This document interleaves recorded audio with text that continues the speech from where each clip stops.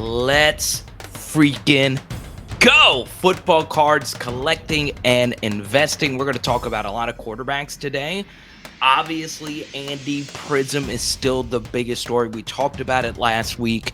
Now that there's been another week, this has been a question that I received actually from a friend of mine that went to a card show. He doesn't know anything about cards, but he knew that I did the show. And he was like, hey, do I actually buy sealed wax? Do I actually buy boxes?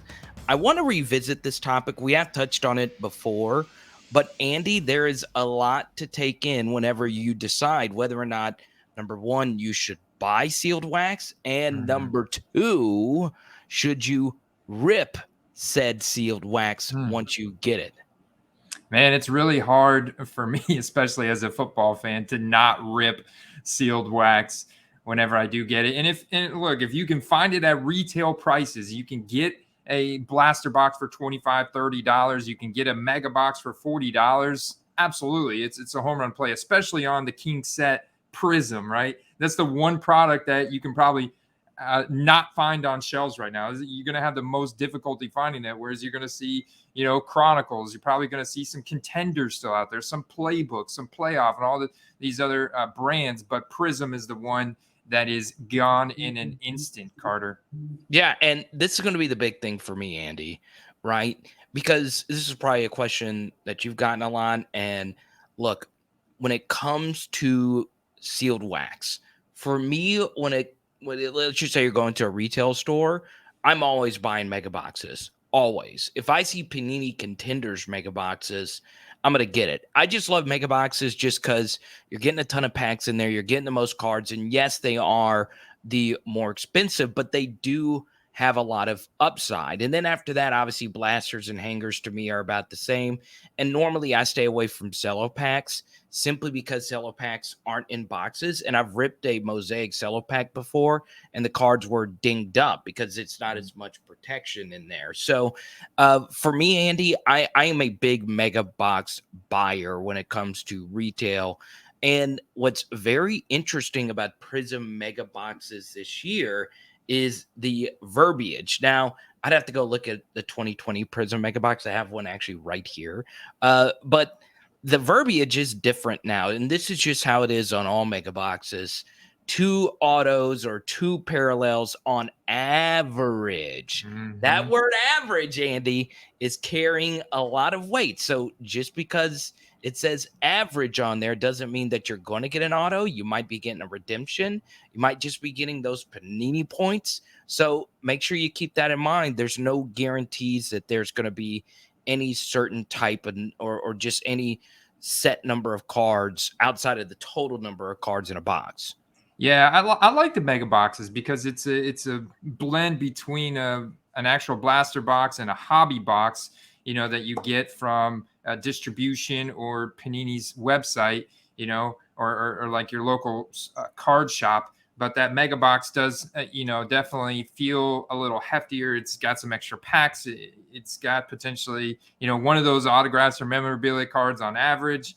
And man, you should probably go get a safety deposit box for that 2020 Prism mega box because the draft class, like taking the draft class into consideration as a whole, is what drives the prices of a specific year's sealed wax product up or down. And 2020s is going to continue to go up over time because of Justin Herbert and Joe Burrow. Right. And potentially Jalen Hurts. Oh, I hope so. Or if Justin Jefferson continues a Jerry Rice trajectory, you never know. So, for me, 2020 is my favorite draft class. There'll never be a draft class I like more just because Joe Burrow and Justin Jefferson are in it. And obviously, being an LSU YouTuber, I'm obviously a big Jamar Chase fan as well. But what's very interesting, Andy, is as far as like long-term wax value, some of these quarterbacks in this class are going to have to be special. They really do, because this draft class, whether or not you think it's fair, because this is the Prism draft class or just the draft class after Joe Burrow and Justin Herbert, when people start looking at buying boxes, let's just say 3 or 4 years from now, they're going to compare the 2021 draft class to the 2020 draft class. And let's just say someone wants to buy a box off of you and they want to rip it. Well, they're going to want to get the box that has the stars in it. And Joe Burrow and Justin Herbert are massive stars. So just for a price comparison, a mega box from the 2020 Prism draft class, there's different variations of mega boxes, but it's selling for a lot. Normally in the high 2, low 3 range, just depending on the market at the time. But that just goes to show you those boxes were once $50 retail at Walmart, $45, $50, and now they're $290 to $350, just depending on when you look. So I don't think these same boxes, these 2021 Prisms, we did a price check. If you're watching on YouTube, you just saw it. They're selling for like 120-ish right now, Andy. So yes, you can flip boxes retail. It's just not going to be, it's just not the same multiplier as the 2020 class. So more than likely the 2021 Prism mega boxes are probably going 50, $60, depending on where you are in the States. Selling for 120 isn't a bad flip at all. But that's, once again, Andy, like you said, if you actually find these mega boxes. Yeah, you guys actually find them, and there are people that are hiding them, at the stores, potentially people that work there. You also have potentially shady, distributors who are have a deal with the employees at the stores. Right. So it is difficult. Plus, like the Targets in my area, I believe in most areas around the country, they're not even putting the cards in stores anymore. They're selling them online exclusively. So then you got to get into things like some kind of bot that's notifying you instantly when that is dropping, that's making that transaction for you, because they're selling out so quick. And people have this technology readily available at their fingertips. Basically a computer bot that signs into the website for them, that already has their credit card information stored, that can purchase that product immediately for them whenever it drops. And so that's how stuff is selling out real quick. It's not technically illegal. It's just expensive technology to kind of design a software like that. But if you're not getting lucky at like actually going to Walmart at 7 and 8 a.m. or whenever, and you have to strategically figure out when they're going to drop it. So Right. it's challenging, man. It's like a whole, that's a whole nother animal. There are people that, study their local retail store religiously every week to figure out when they're going to drop the retail products so they can get their hands on it. And just really quickly here, for those that aren't familiar, the differences in boxes. So a hobby box is the absolute most expensive box, but it's the best box you're going to find. You're not going to find those at Walmarts and Targets. You have to go to your local card shop or get it straight from Panini, or just get it from somebody, right? But when you actually go to stores, there's different types of boxes. There is a blaster box, which is a smaller rectangular box. If you're watching on YouTube, you're looking at examples of blaster boxes. There's also something called a hanger box, which is slightly smaller than a blaster. It's just like, once again, if you're watching on YouTube, right there, that is a hanger box right there, even though it says blaster on there. And there's also these cello packs, right? Or fat packs, if you will, depending on which kind you get, where there's roughly 15 to 20 cards, sometimes 40 cards, depending on the set. And those are obviously the cheapest. You're not going to get the biggest bang for your buck.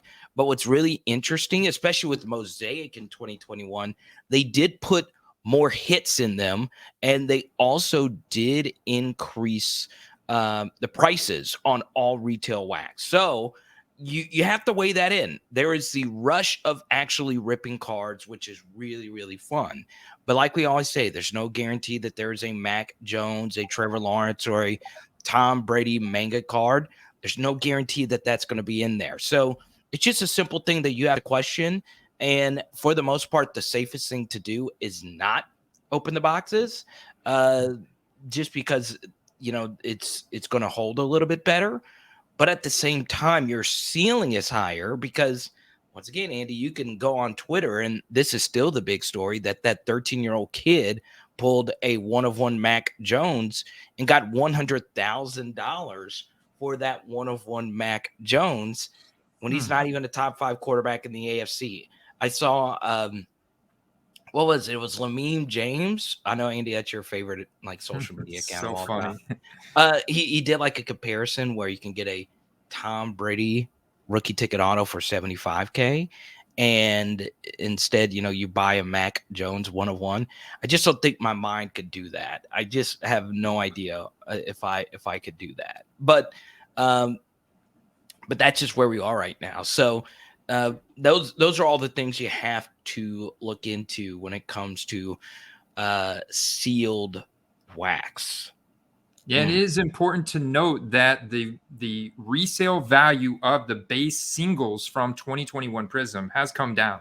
We talk about the value of the sealed wax could potentially go up over time on secondary marketplace like 2020 Prism, especially if Mac Jones is the second coming of Tom Brady, like a lot of the northeastern people that live up there, the diehard Patriot fans are touting Mac Jones as.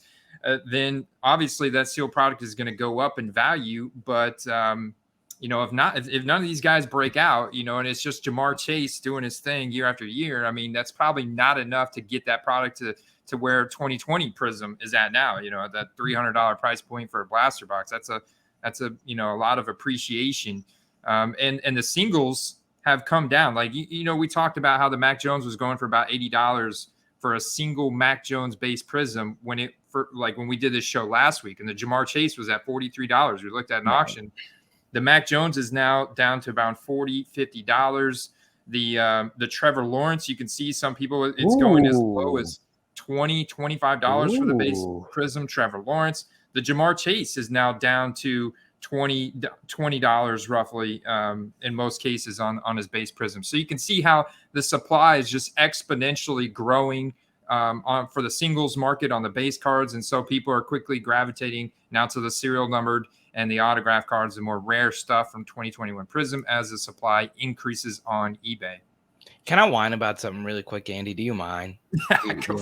Okay, so all right, so I'm a big Jamar Chase fan. I hate the pose on his base Prism card. That's just like the most non-Jamar pose, him just catching. I want him running with the ball, right? Or Mac Jones handing the football off in his base Prism pose. I mean, really? It reminds me of that game in Buffalo that they won where he threw for what? He threw 3 total passes. Remember that game last year? Yes.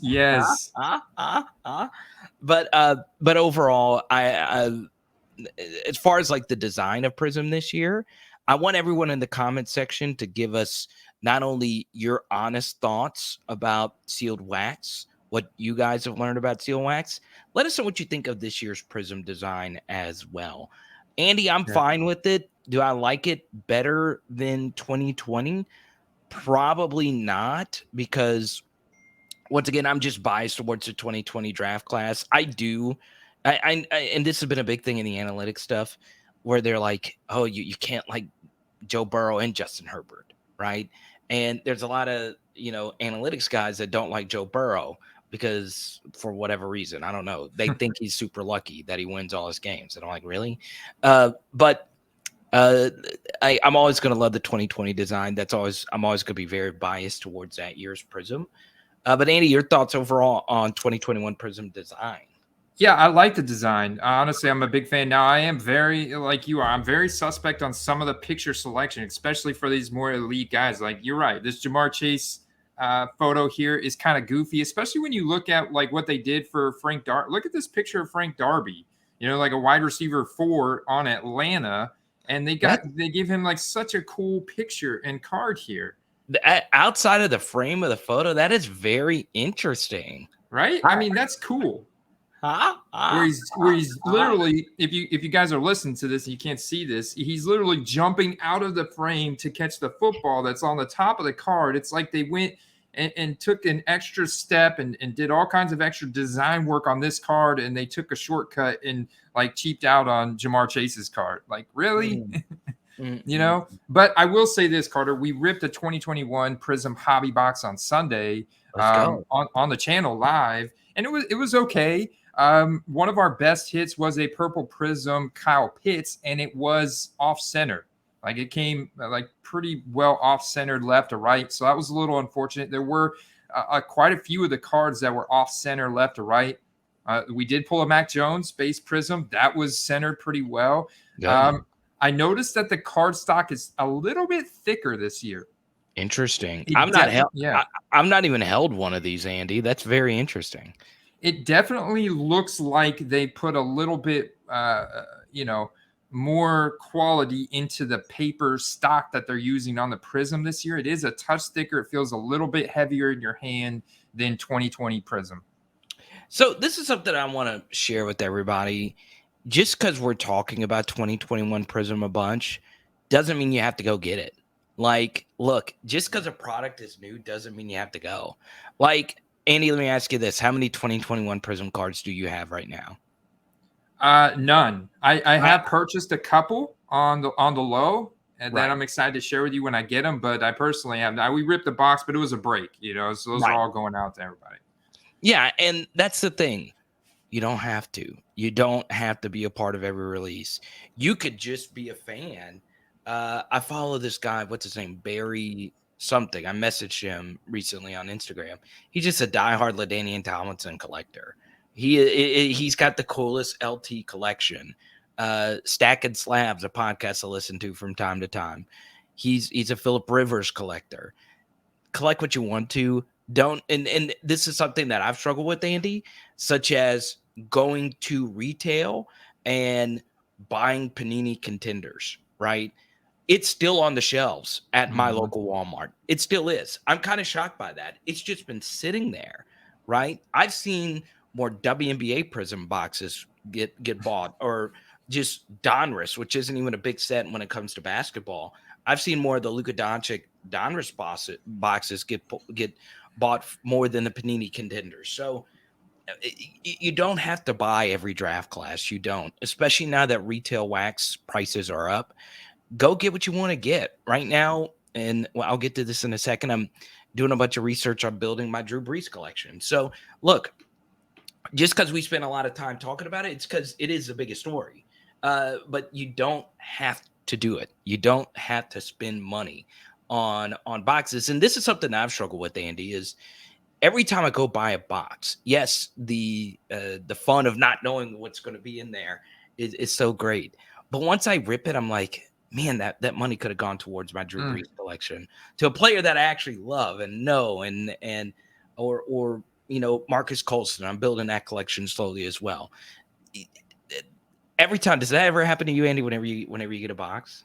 It does, because I've never pulled a super rare card. Really? Like, and I think that if I had pulled a super rare card, nice card, and like hit really big, then I would feel differently about it, and I would be chasing that retail product all the time, trying to rip more and get back to that feeling of pulling that super rare card. So I think in a lot of ways it's done me a favor. Like, I am not nearly as tempted as I used to be the first 3-4 blaster boxes I bought, and I didn't hit big, So it's like, now it's like, yeah, you know what? I've been down that road before. I know that feeling of just a very like average opening a box, and it's nothing special. I'm not even going to take the chance, because I know once I open that, the chances of the value of those cards is just going to go down.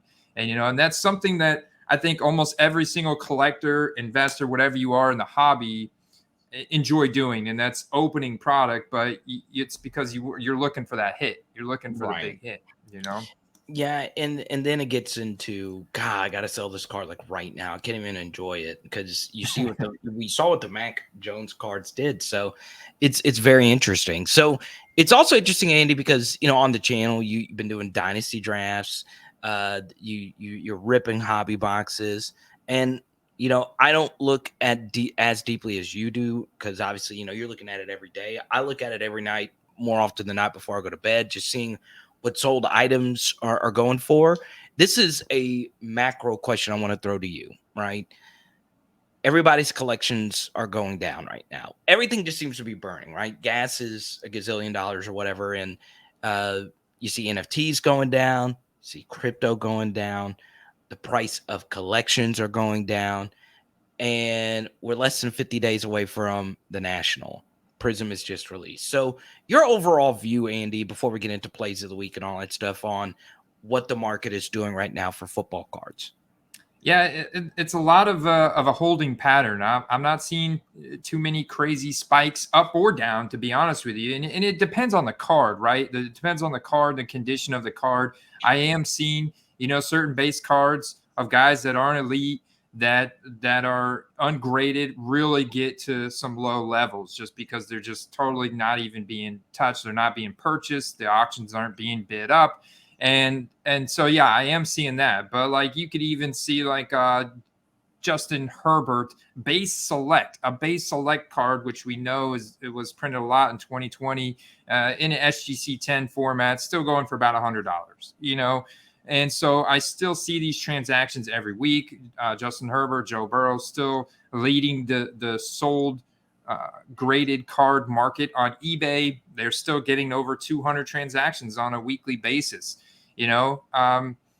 So it's like I'm not seeing a terrible downward spiral. I do see like price of gas is insane. Like I know there's a lot of inflation going on in the market. Real estate prices are crazy inflated. So on a macroeconomic scale in our country, I think right now it is important that we definitely are not buying cards over like life necessities. I think it's really important right now to have a defined budget and stick to that budget, something that is play money, essentially, money that you would spend on fantasy football, sports gambling, anything like that, Yeah. And look, those three seem to be the hottest names: Josh Allen, Joe Burrow, Justin Herbert, right? Mm-hmm. Those are cards I personally see the most online, right? That means they're very liquid. So if you buy one, you know, it's going to be up in price, but those guys are going to remain liquid. Those three players, I just have a tough time just seeing them fall off the map, right? So then I would highly recommend people look at that next tier of quarterbacks where you at the very least have seen them play really well. And three names that really stand out to me in that aspect: Lamar Jackson, Dak Prescott, and Kyler Murray, right?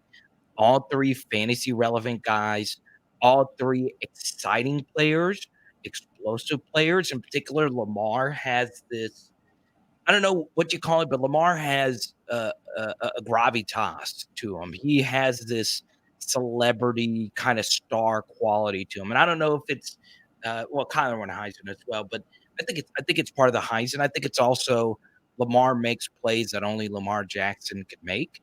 So I would look towards those guys and see what you can get, because man, Andy, everybody wants Burrow, Herbert, Allen. Everybody does. And, you have the guys like Patrick Mahomes and Tom Brady. Those guys are on a different tier on their own. So I would look towards those three names, in particular, a guy with a very easy schedule next year. Andy, a guy that you've made a lot of money on is Jalen Hurts. So I would look for those four names, because all four of those guys have a lot of talent, and all four of them are very fantasy relevant quarterbacks. Yeah, they also have fewer different rookie cards than those elite guys. Like prime example, Josh Allen versus Lamar Jackson. Josh Allen has 2,223 different rookie cards. Lamar Jackson only has 1,699. So it's 600 additional variations for Josh Allen that's not there for Lamar Jackson. So you have a little bit more scarcity baked in to his base optics, his base prisms, that just because he went at the end of the first round in 2018. Crazy. And for me, like, yes, I want Joe Burrow cards. That's, Joe Burrow and Drew Brees. That's what I want my PC to look like, along with Tyrann Mathieu. But also think long term, right? Joe Burrow is a hot name. So, you got to be careful with that. Now, I am looking at some Joe Burrow one of ones. I'm going to be interested to see where they end.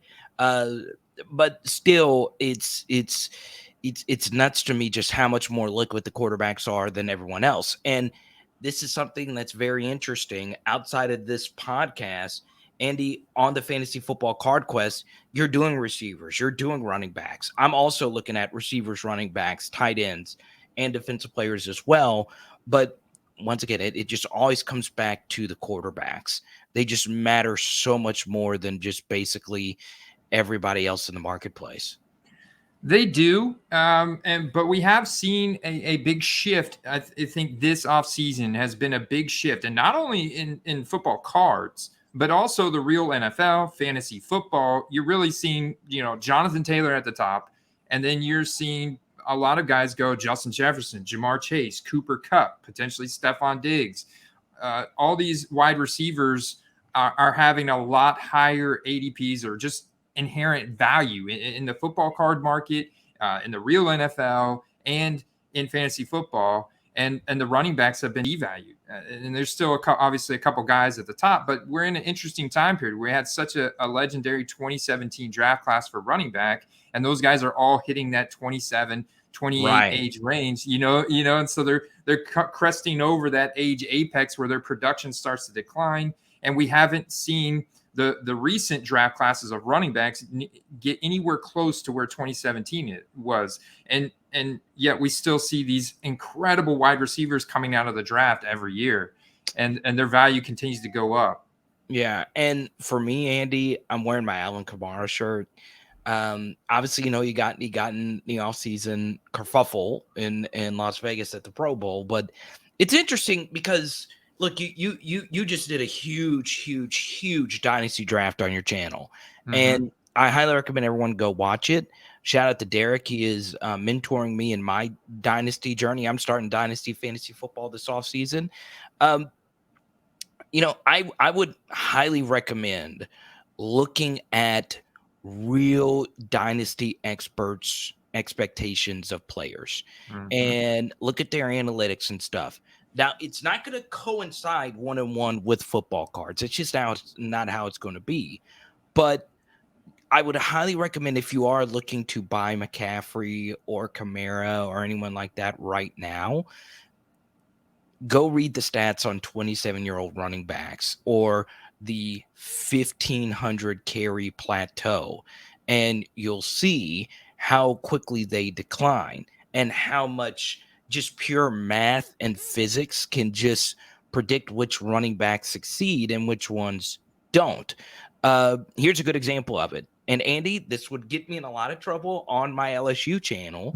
And I'm fine with that. Okay. But imagine if the Chiefs had selected T. Higgins instead of Clyde Edwards-Helaire.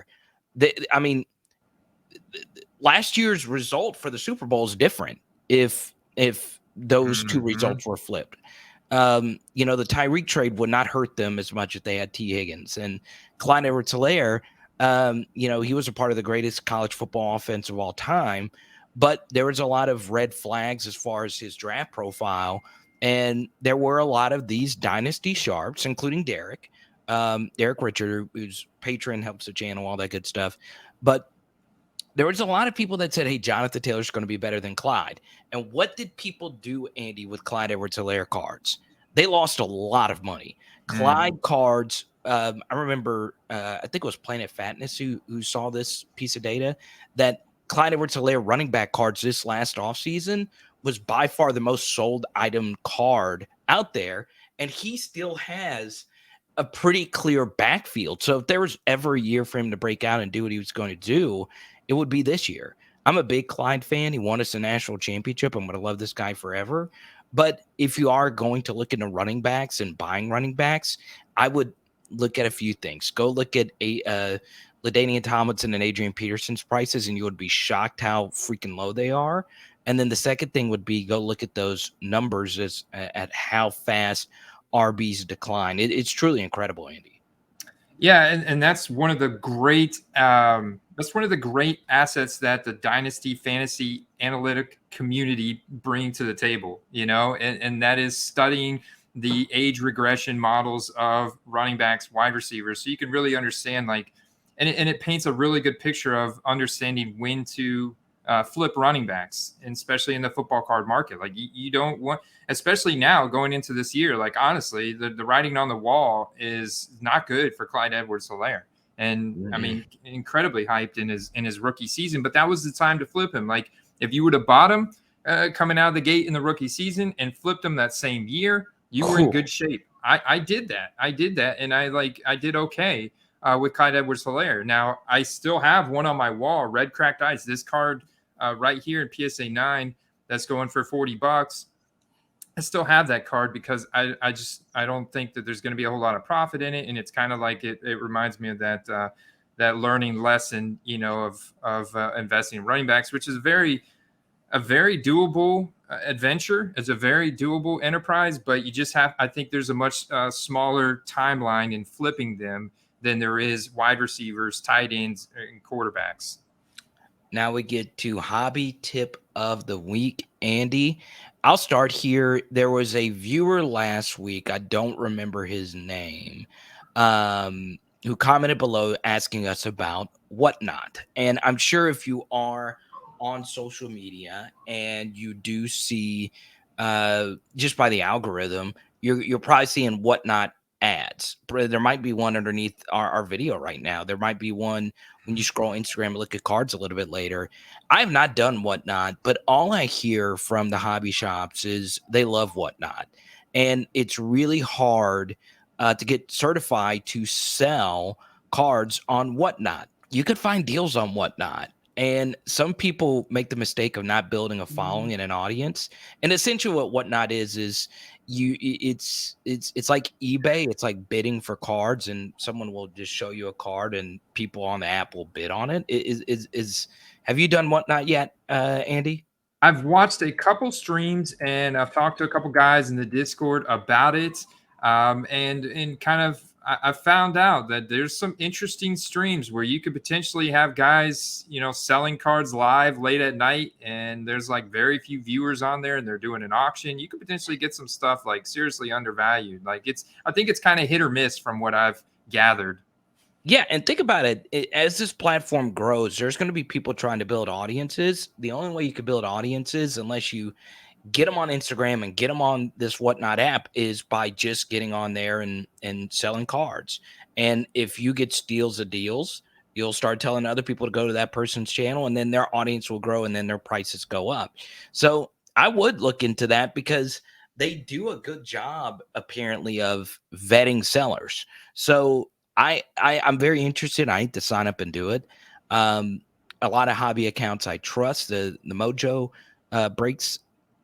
I've watched him, on some Whatnot ads and whatnot. There you go. I just use that idiom just to and whatnot. Huh? I do want to check out the app. So for those that have done Whatnot, once again, comment, shoot us a message, and let us know what you think. So my hobby tip of the week is to look into it because I do find this app to be very fascinating. What about you, Andy? Yeah, so my hobby tip of the week is going to be more related to what I think you should be selling right now. And that is, if you are holding any recently drafted athletes, let's just use Breece Hall as a prime example, and you're holding any of these Sage autograph cards. There's a lot of guys that were left out of Bowman U set. So if you're holding autograph cards of Breece Hall or Kenny Pickett or potentially any of the draft prospects, maybe Sky Moore, Christian Watson, guys like that from this past draft, I would be selling those now because looking at the new release calendar, you've got Leaf Ultimate Draft that's going to be coming out soon. This is unlicensed, but it is heavy in autographs. It's a very nice autograph product. Leaf is got a lot better reputation than Sage. It's got a lot of collectors out there for Leaf product. They do pretty well on the autograph cards. But then you've got Chronicles Draft Picks, collegiate football, coming out at the end of June, which is it's okay. Like you can look at the design. Some of them are pretty interesting. They're going to have autograph cards. What's important though is they're going to be licensed cards. So this is going to have college uniforms that are logoed with the team names. It's going to have a little bit better collectability factor. Then you've got what's even more interesting. You've got Select. This is a new set this year, Carter. Select is coming out with their own Draft Picks 2022 set that was pretty popular last year. It was part of Chronicles. Right. This year, they're going to have their own set that they're coming out with for the 2022 players that have just been drafted. This is going to be a pretty popular set. It's going to definitely take over any Sage product out there, probably even Bowman U, which hasn't done very well from a sealed wax standpoint. Some of the singles have been pretty liquid that are autographed, that have the first logo, the refractor design. But I would say if you're holding those cards, and I would go ahead and flip them now. I would go ahead and sell them now before this stuff comes out in the next month. Yeah, and if anyone's holding rare Kayshawn cards, hit me up. I am a buyer. But still, 2022, interesting. That Select is going to have their own draft picks. And last year's Select was just part of the Chronicles draft picks. And Andy, as you know, I rip a lot of Chronicles draft picks. I love that set. But now that Select is going to have their own thing, it's going to cause me to reevaluate a few things. So very interesting stuff. I like it. Also saw that Donovan McNabb field level Syracuse silver on there. It's good stuff now. All right. Play of the week, Andy. Do you want me to go first, or are you going first?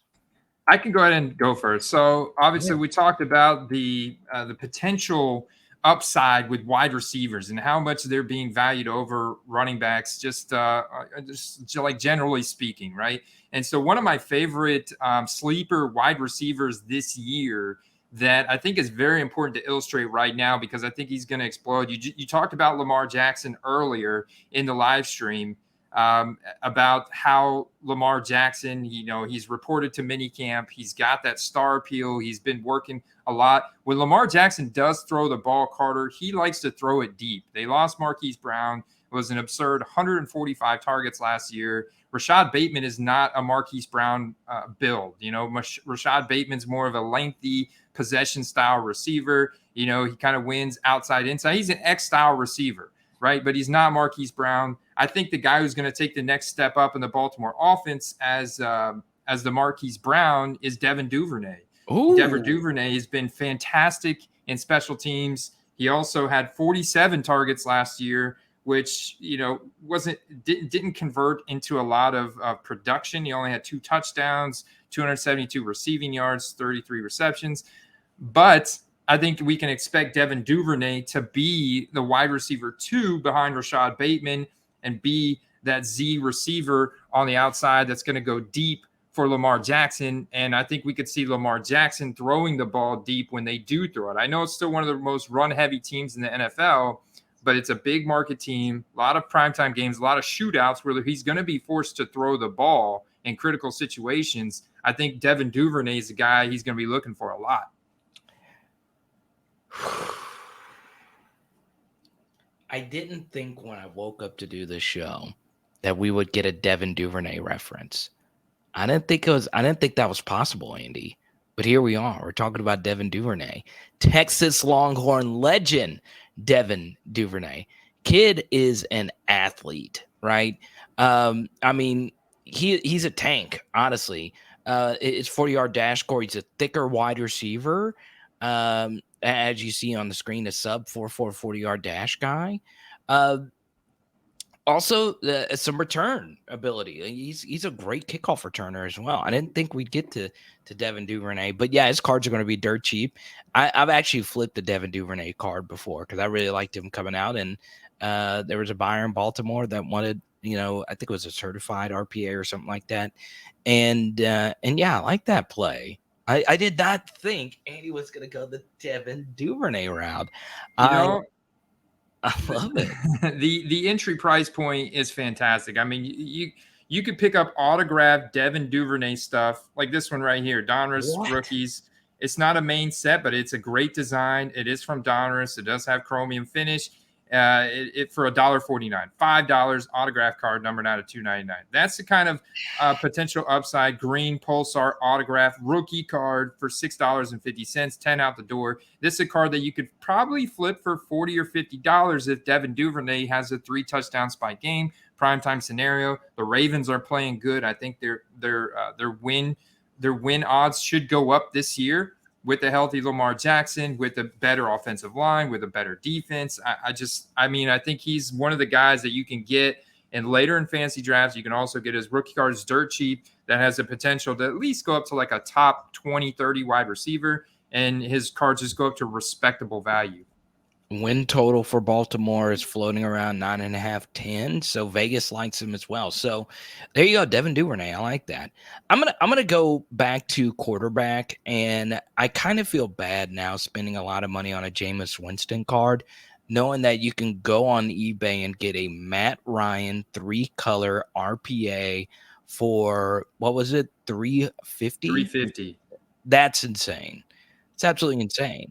Why would I spend all that money on Jameis Winston when I could have got Matt Ryan, who is arguably in a better situation with an elite running back, really good coach, I believe, uh, a weak-ish division. I don't like Jacksonville. I don't not in love with the Titans this year either. Man, that's a beautiful RPA right there. Matt Ryan, 3-color patch. Not game worn patch though. That kind of bothers me, but still, man, 350 price point for that is pretty insane, especially if you do believe Matt Ryan could have a Matt Stafford type of resurgence with Indianapolis. Look, Matt Ryan's going to go from having one of the worst supporting casts in the NFL to one of the best supporting casts in the NFL. Top 10-ish offensive line, top 5 running back, top 2 or 3, well, not an elite wide receiver core, but I mean, Paris Campbell's gonna be healthy. They drafted out Pearson and, of course, Michael Pittman Jr. So, yeah, I would look into Matt Ryan cards. We saw what Matt Stafford did. I was kinda shocked that Matt Stafford's cards didn't go for even more, but if the Colts do make that Super Bowl run, you're looking at insane upside, and if Matt Ryan balls out for the Colts, he is probably, if he's not already, a super lock for the Hall of Fame. So, Matt Mm-hmm. Ryan's price point to me right now, Andy, is very interesting. I think it is, especially, his iconic rookie card, the 2008 Topps Chrome design is iconic with those bubble letters at the top. Getting that card raw, it just $20. I mean, incredible upside there. He is, like, looking at the Hall of Fame probability chart. He is a lock.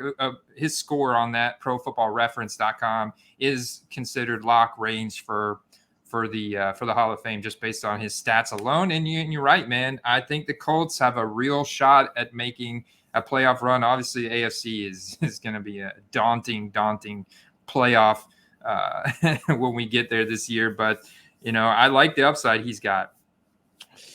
Well, there you go, Andy. I want to shout out all the patrons. Our YouTube comments are getting better. We're trying to reply to as many as we possibly can throughout the week. So no matter where you are, 5-star reviews and all that good stuff. And Andy, this was another great episode, man. The Patreon community is growing. Patreon.com/footballcards if you want to join it. Andy, man, what you got coming up this week on the channel? Yes, sir.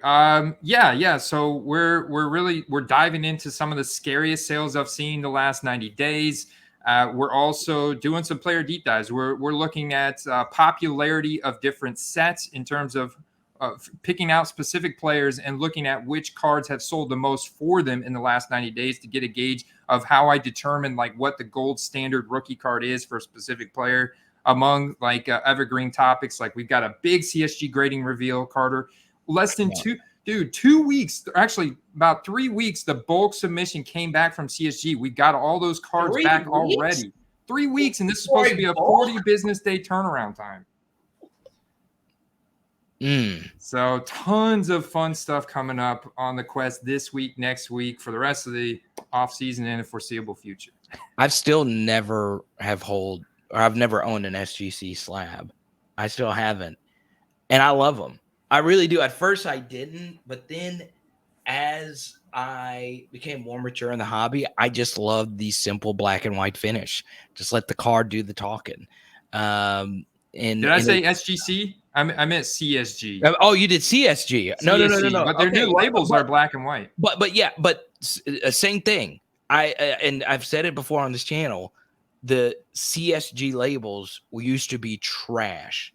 That lime green, it was garbage. It was pure garbage. I will not buy a card in that old slab. I wouldn't, and I'm glad that they changed it. I'm even more passionate about that because I've always liked SGC slabs. And you did say CSG. CSG slabs look way better. I mean, I've never seen anything in cards take a bigger 180-degree turn, and I'm glad I wasn't the only one that thought that they needed to change that. So that does excite me, and they were offering like a good cheap deal for you to get your cards reslabbed in the newer thing. That shows me a lot that a company was saying, look, our old stuff is ugly as you know what. We are very they're we won't get into the history of it, but they're very valued graders in different walks of life and different collectibles and stuff. Shows me a lot right there. Shows me a lot. I'm glad I wasn't the only one, Andy. Did you hate those lime green slabs as well? Oh yeah, man. I bought one and I cannot move it for the life of me. I'm gonna have this. It's a Dak Prescott optic. I'm gonna have to send it in, get it the new holder. And I love their new design. I don't like it. I love their new design. So shout out to them. And until next week, peace. Peace.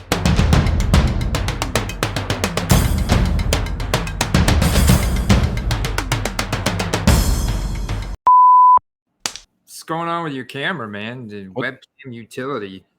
Yeah, I'm getting it. There we go. Oh, you got to get it warmed up. It's still sleeping. Yeah, well, it's.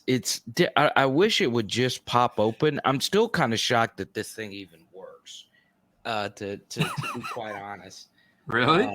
Yeah, it's amazing, like how good this software is. Knock on wood. What's up? What's going on in your world, man? Oh man, did a Dynasty startup draft last night. It's good 33 rounds of Dynasty startup fun. I saw that. If the NBA Finals weren't so good, I would have watched that. Yeah, I know. I realized I saw something where it was like game series tied 2-2. Game 5 was last night. Yeah, let me pull this up really quickly. I'm interested. Did you do it on Sleeper? Yeah. Let's see. Because what's his name is signing me up for one. Derek Richard. What'd he sign you up for? Just like a normal like dynasty. Because like I talked to him about it this weekend. Okay, so Dyntasy. Here we go. Let me look at these first couple of rounds. Is it a super flex league? It is. I got it. So 2 QBs, okay. Oh, that's fun. Oh, you were the 1.12? Yeah. And I actually traded back my 2.1 pick for 2.11 and I moved up from the 9th round to the 6th round. Wait, you traded the 2.1. I traded my 2.1 and my 9.1 or 9.12. One of my picks of the 9th round and my 2.1 for the 2.11 for the 2.12. So the end of the first round or second round, and then a 6th round pick. To get an extra 6. Okay. Yeah. To move up later, move back earlier, move up later. It worked out. I ended up going Dak Prescott, Jalen Hurts, and then got Breece Hall. Then went T. Higgins. I like that. Let's see. Yes, sir. I did get Olave. I got Chris Olave. You also got Burks. Oh, yeah, dude. I shouted you out. I picked Burks. I was like, shouted you out about all the doubters about his lung and asthma issues. And Steve was like, he agreed with you. Like, dude, this cat's been playing football since he was 8 years old, running around out there. That's like his conspiracy is that whoever dropped that article must have been the day of their dynasty draft. I know. I'm telling you. That's going to end up being the steal of all steals. Like last year, I wish I joined a bunch of dynasties so I could just draft Jamar Chase a gazillion times. He was going in like the 4th round or something. Can you believe that? Man, that was just a perfect thing. I was like, okay, so if I go on, man, I would have loved to have been. I would have won so many dynasty leagues just stealing him in the 4th. But I'm not doubting any wide receivers that you tout ever because you've hit on every single one of them. coming out. Well, okay, so Justin Jefferson, I liked a lot. I did like Judy and Lamb better than Jefferson. Yeah, and you Jefferson, warned me about Terrace Marshall. Yeah, and you were like, yeah, he's okay, but he's not like yeah, I mean, you're it was never. kind of crazy. So I had someone that watched the channel told me, "Hey Carter, his medicals are a bigger issue than you think," and I was like, "Oh, I did not know this. That's very interesting." There is some guys trending up right now. I'd say the most notable one is Baker Mayfield. Yeah, But I do see, yeah. I do think it's a little too late to buy him right now, though, right? I just think let me go look. So yeah, go look real quick. I'm looking on the web app, but I can see Kyler Murray kind of trending up. Baker's trending up a lot. I mean, but some of the prices aren't bad still. Like getting the PSA 10 optic for around $70, you could definitely see that go up a lot more, especially if he's going to start in Carolina. This is crazy. If you just type in Baker Mayfield. Mm-hmm. Oh my God. Okay, so just type in Baker Mayfield sold items On eBay. Yeah. Yeah. All right. All right. So just Baker Mayfield and Baker scroll down Mayfield. and look at how many lots of 10 sold for Baker Mayfield. I see 1, 2, Whoa. 3, 4, 5, 6, 7, 8, 9, 10, 11, 12, 13, 14, 15, Oh my gosh. 16, 17, 18, 19, 20, 21, 22, 23, 24, 25, 26, 27, 28, 29, 30, 31. What? That's really bizarre. And it's like it's the exact same photo of cards. Yeah.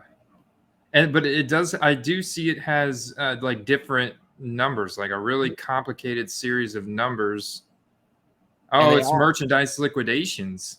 So I think they're a large consignment. I mean, look at that. Almost 150,000 feedback. I have purchased from them before. 31 lots of 10. 310 cards, penny on the dollar, basically. I mean, that's a great deal, honestly. If those are all legit transactions, you're getting a base Donruss, but for still $1.50 a card. Yeah, this is a raw card that's selling for Josh Allen for like $50-$60, Lamar Jackson $30, Kyler Murray, somewhere around that $30 to $40 range, and getting them for like $1.50. What? I mean, $1.50? That's a great deal, dude. Especially if he can get his life together in Carolina, maybe. Although I know Robbie Anderson's been dissing him quite a bit. Robbie Anderson's been throwing some serious shade on Baker coming to Carolina.